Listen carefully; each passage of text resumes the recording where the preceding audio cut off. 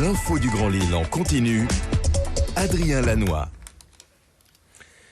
Mardi 18 octobre, 7h15, on est en direct. Merci d'être fidèle au rendez-vous de l'info lilloise. Toute l'actualité du Grand Lille en images en 7 minutes. Avec le journal préparé et par l'ensemble de la rédaction. D'abord, vos prévisions météo ce matin. Au réveil, cette journée s'annonce assez maussade avec pas mal de nuages dès ce matin, surtout cet après-midi, car des pluies sont même annoncées en deuxième partie de journée, avant le retour d'un temps plus calme et dégagé quand même ce soir. Les températures, elles sont en baisse avec à peine 13 degrés prévus pour cet après-midi. Les prévisions complètes, vous le savez, à retrouver après le journal. L'info trafic également en direct en temps réel. Le trafic de plus en plus dense ce matin sur la 25 et la RN 41 depuis la Flandre et les Wep vers Lille. Il y a du monde aussi sur l'A1, la rocade nord-ouest, la 22, le grand boulevard de Tourcoing, l'avenue de la Marne. Soyez prudents sur la route et restez fidèles à Grand Lille TV. L'infotrafic revient juste après ce journal et après vos prévisions météo. À la une de cette édition, tout d'abord la politique et la publication du rapport de la Chambre régionale des comptes concernant le budget du Conseil départemental du Nord. On sait depuis plusieurs mois déjà que les finances de l'institution sont dans le rouge, d'où ces préconisations rendues publiques. En ce qui concerne d'abord les ressources humaines, dès janvier prochain, les quelques 11 737 agents repasseront à 35 heures par semaine au lieu des 33 heures hebdomadaires aujourd'hui. Le rapport critique aussi durement l'absentéisme, passé de 10% en 2010 à plus de 12% en 2014, soit plus de 260 000 jours d'absence cumulés sur l'année. Ces derniers mois, le Conseil départemental a déjà baissé sa masse salariale d'1 million d'euros, mais la réduction d'effectifs va encore se poursuivre d'ici 2020. Et puis bien sûr, le RSA est évoqué dans le rapport avec un meilleur contrôle des droits d'entrée et la lutte contre la fraude fiscale recommandée. Explication avec le président, Jean-René Le Cerf, au micro de Louis Caillé. Notre masse salariale a augmenté de 50 millions d'euros entre 2009 et 2015. C'est beaucoup trop, même si c'est raisonnable par rapport aux augmentations qui étaient des augmentations précédentes. Mais le nouvel âge des collectivités territoriales fait qu'il nous est impossible de continuer dans cette voie. Moi, depuis que je suis arrivé à la tête du département, il y a effectivement, sur les 12 500 collaborateurs, il y en a 400 en moins. J'y suis aidé d'ailleurs par le fait qu'on va passer de 33 à 35 heures au 1er janvier 2017 et peut-être davantage, ça ne dépend pas de moi, après les échéances présidentielles. Pour la première fois depuis toujours, au compte administratif 2016, il y aura non pas une légère augmentation, non pas une stabilisation, mais une baisse de la masse salariale. À Lille, le centre Oscar Lambret vient tout juste d'inaugurer son nouveau pôle santé et cancer. 8 établissements de ce type vont prochainement être ouverts en France. Leur objectif étant d'intégrer l'activité physique au parcours de soins des patients en complément des traitements médicamenteux. 96 patients vont être accueillis pour la première année à Lille. Des cours de sport adaptés et gratuits leur seront proposés 2 fois par semaine avec un entraîneur dédié et formé spécialement à l'encadrement de ce type de patients.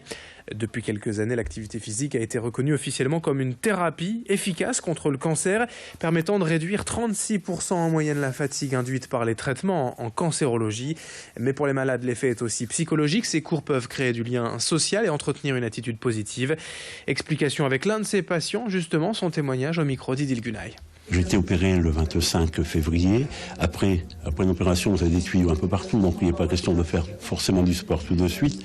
Lorsque mes branchements, entre guillemets, ont été retirés, Hervé a repris contact avec moi et nous avons effectué une séance de sport. Mais alors quelque chose, c'est magnifique puisque on se sent revivre. C'est ça qui est important. On se sent revivre, on se sent se réapproprier son corps et la phrase, c'est on se dit je suis capable de. Depuis, j'ai repris la majorité de mes sports, c'est-à-dire le tai chi, le karaté, la course à pied, le qigong, la natation, et là dernièrement l'équitation. Et là, c'est merveilleux, quoi. Je me sens vraiment très très bien et parfaitement guéri. On reste à l'hôpital dans l'actualité dans cette édition, mais en bref et au chapitre fait divers avec cette violente agression à l'hôpital de Tourcoing dans la nuit de samedi à dimanche. Une dizaine d'individus sont arrivés aux urgences pour accompagner un patient au CH Dron et se sont montrés très violents envers le personnel hospitalier. Les infirmières ont notamment reçu des coups de poing, des cheveux arrachés, plusieurs ont été projetés au sol. La police est rapidement intervenue et les individus ont été placés en garde à vue. Mais depuis, le personnel a été choqué. L'émotion quand même seum règne au sein des personnels hospitaliers du CH Dron à Tourcoing.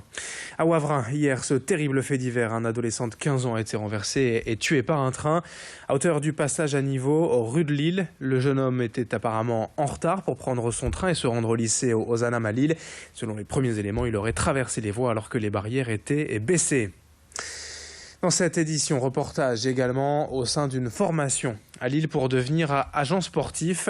Avec autant d'argent gravitant aujourd'hui autour du sport professionnel, les fédérations ont obligé les agents à tenir une licence validée, et ce notamment pour éviter les abus et malversations. Le rôle de l'agent est de mettre en rapport les clubs et les joueurs au moment de conclure les contrats de transfert. Ici à Lille, c'est l'EAJF, l'école des agents de joueurs de football, qui dispense ces cours. Créée en 2009, elle vient de s'implanter dans l'agglomération. Une dizaine d'élèves ont déjà rejoint le cursus. Il s'agit d'une formation en 10 mois, 800 heures de cours dispensés par des professionnels du football. Présentation détaillée au micro de Xavier Silly avec le témoignage de ces jeunes agents en formation. Je pense que le début de carrière va être difficile, il va falloir faire sa place. C'est un monde de réseau. Ça ne se fait pas du jour au lendemain, il faut avoir beaucoup de connexions, beaucoup de connaissances. Ces difficultés, on les voit apparaître, on nous les montre, et c'est surtout ce qui est important, c'est qu'on nous avertit de la suite des événements. Et ça, c'est crucial dans la mesure où on ne peut pas se lancer dans un milieu en étant certain que cela va réussir. On voit toujours ceux qui réussissent très bien, il y en a, mais la difficulté est tout autre. Et d'autres infos en bref pour terminer ce journal. Et dans le cadre d'Octobre Rose, les services de gynécologie obstétrique, d'imagerie médicale et d'oncologie organisent des ateliers découvertes et d'échanges sur le dépistage, le diagnostic et le traitement du cancer du sein. Des visites d'un mammographe notamment sont proposées, mais également aux femmes réticentes à passer l'examen. Tout cela se passe aujourd'hui de 14h à 17h dans le hall d'accueil de l'hôpital Guy Chablier, rue du Président Coty à Tourcoing. Le bus du glaucome est également de passage à Lille. La première cause de décès absolue en France, c'est le premier cause de cécité absolue en France, c'est le glaucome. Il concerne plus d'1 million de personnes aujourd'hui, dont la moitié l'ignorerait.